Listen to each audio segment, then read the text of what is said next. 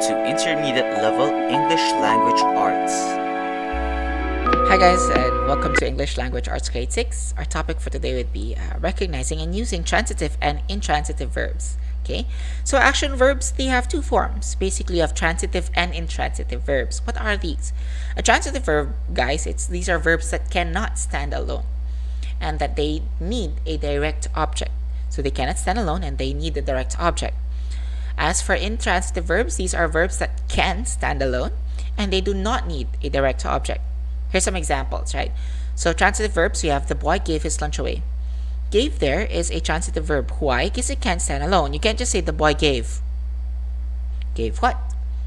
So you need a direct object. So the boy gave his lunch. Lunch is your direct object. How about the other one? The cat scratched the kid. Scratched is can be an intransitive verb. Doesn't need to have a direct object. But in this case, there is a direct object. Scratched whom, scratched whom, or scratched what? The kid, right?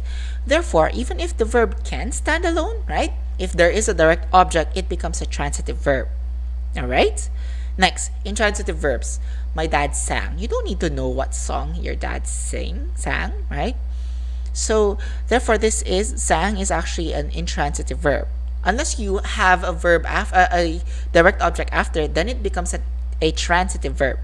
But since there is no direct object, it is an intransitive verb. Next, we killed in among us. Now here we have a special case wherein there are other words after the verb. Okay?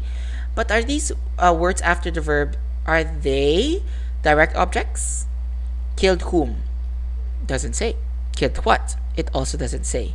Therefore, guys, killed here is an intransitive verb. And that's how you identify it, alright? Transitive verbs, try to check the sentence. If there's a direct object, then that's a transitive verb. But if there's no direct object, guys, that is an intransitive verb. Okay? And that pretty much ends our topic for recognizing and using transitive and intransitive.